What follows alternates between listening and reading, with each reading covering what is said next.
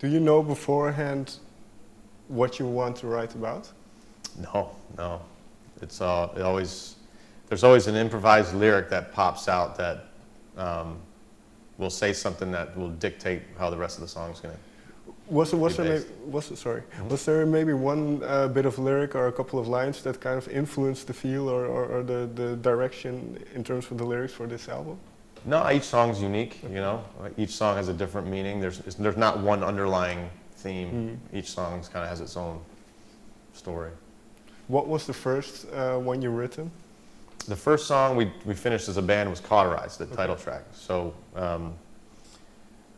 that song started as there's a little outro finger-picked part in that song that I recorded, and that became the vocal melody to the chorus, and then the finger-picked part took a back seat and just became a little outro piece. But that was what really spawned the whole song, because the guitar line does the vocal melody in the chorus, and then we just beat up that intro. We just wanted to be fast and heavy, so we just came out guns blazing on the verse and developed the song around that core finger-picked melody of that chorus. And you mentioned early on that your songwriting, you kind of take bits and pieces from everywhere. So when you demo songs, do they change a lot? For instance, with Cauterize to the final version that ends up on the record? No, I mean, it's pretty close. You know, we'll get in the studio and we'll put together our pieces and come up with an arrangement for it, and then we'll get into pre-production mode. We try and get the arrangements done pretty quick, so we make it simple and easy, and we play through it once, and then we'll get into the studio and then all right, now let's really look at these transitions. Let's make sure these transitions are, you know, maybe we put a stab here, maybe we put some kind of break before the chorus happens here, and that's when we really pick it apart. There was a couple songs like Flying Monkeys and Providence that really came together in pre-production. Flying Monkeys had the chorus just wasn't working quite well with it, so we shifted keys and it just clicked, and we were all so excited about it. There's something really special that happens, in my opinion, when you take a verse of a song and then when you hit a chorus you move a whole step with that chorus, either up or down. It just shifts in a way that I really like, and throughout that song we do that whole step shift. When it hits the bridge to the solo, to the chorus, it has these one-step shifts that keep on building, you know, and it's something that we really were happy with the turnout. And then Providence, on the last day in pre-production, Elvis said, "I'm very happy with this record, but we're missing your guys' epic Blackbird song. You know, Alter Bridge has Blackbird, you guys need that song."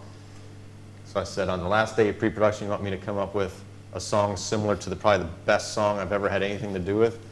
It's like, yep. So I played him all my guitar lines that I felt were in that league, you know, in that kind of atmospheric, epic, serious tone. And that's when I started playing the Providence verse part. And he's like, "I love it, let's run with that." And then, so the whole room, we're all playing, and then he's like, "Come on, you can do it. You're great at coming up with the big epic chorus. Come up with the big epic chorus." And right on the spot, that chorus, the chord progression came out, and the chord progression really dictated where the melody went immediately. So that verse and melody the verse and chorus came together like that. And as soon as I had the melody for the chorus, it took me maybe 15 minutes to sit down, write the lyrics out, be done with it so I could sing the demo. I didn't want to leave the studio.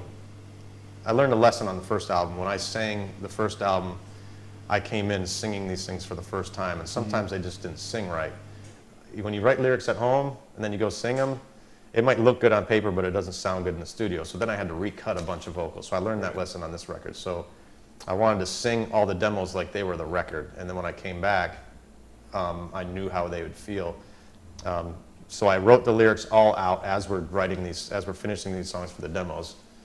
And Elvis was like, "Man, we're putting way too much time into you singing these demos." I'm like, "Man, it really means a lot to me." So we did it.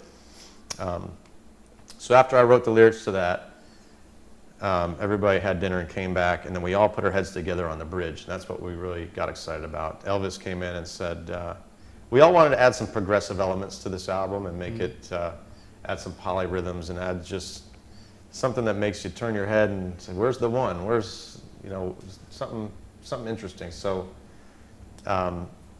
we all sat down and Elvis said, let's try something like a 5/4 or this or that. And Wolfgang sat down and just started thumping on the you know, low B string at the time in a 5/4 pattern. We all came in with him and created this progression that just turned out to be this big 3-part harmony vocal, and probably the coolest part of that song. And after we did that, we were like, record done, let's record it.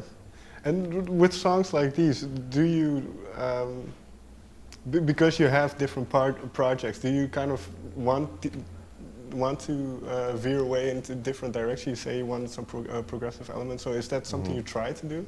Yeah, I think I want to bring a little more progressive stuff into both Alter Bridge and Tremonti, but Tremonti is definitely the heavy band of the two. You know, it's the speed metal. You know, if I played some of the riffs, like if I played the Radical Change riff for the guys in Alter Bridge, they'd be like, come on, man, we're not going to do that.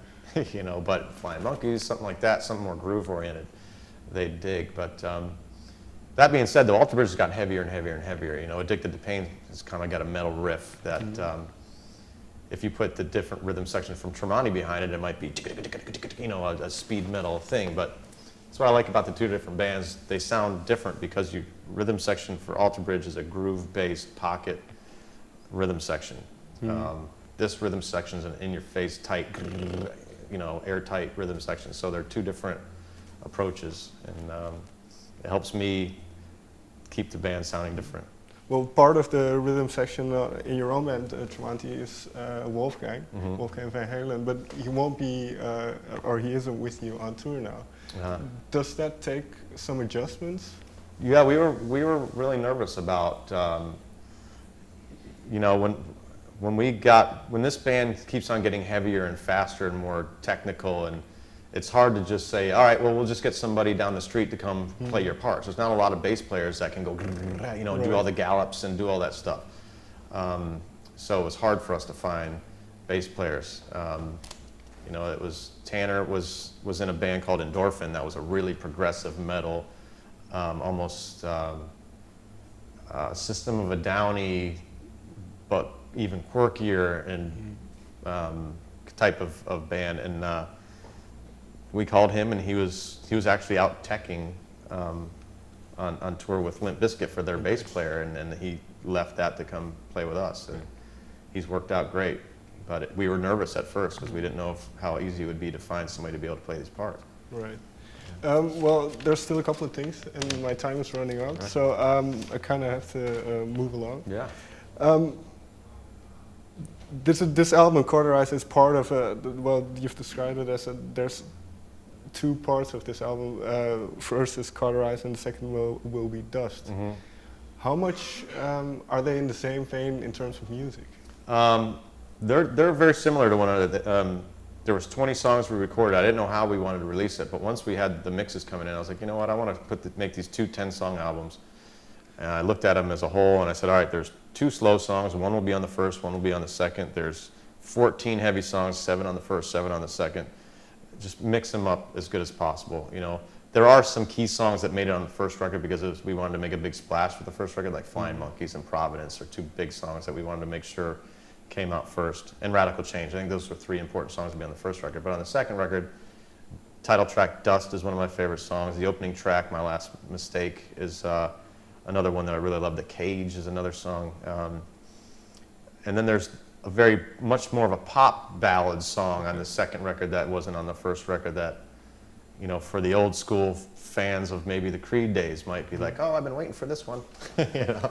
So it's, that's the only song that really kind of steps outside the box. But that song's going to be, we listened to those 10 songs and I kind of rearranged the order, so that song might be the very last track. I'm not sure yet.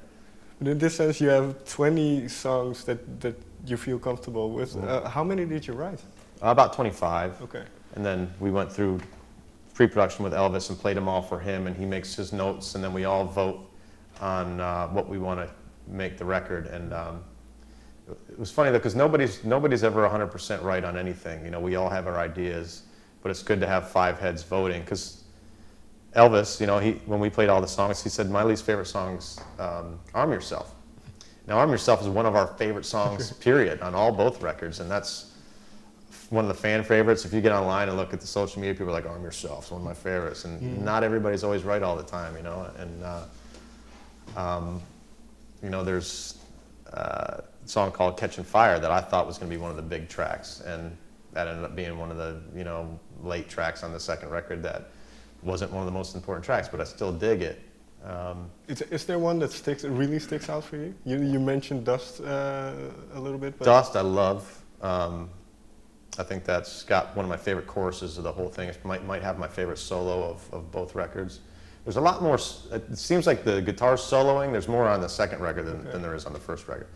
I kind of like how that worked out, because like I said, I want to be thought of more of a songwriter than a lead guitar player. So the first record starts out where you have 5 tracks with only like one real aggressive lead on those 5 tracks, and then there's more melodic style leads on there. The second record has more of the burning stuff, you know. In terms then of being known as a songwriter, is there a song where, in particular, the lyrics are important to you, or you feel very proud of? All of them, you know. It's just I like them all for their different reasons, you know. I like the lyrics to My Last Mistake a lot. I like the lyrics to Flying Monkeys, even though it's from a different person's point of view. Yeah, I like the sympathy lyrics. Well, you mentioned, because I wrote a couple of lines down, you mentioned Arm Yourself just now. There's this, I think, really good line in there, and they say a man who fears suffers twice. Yeah. Where did that line come from?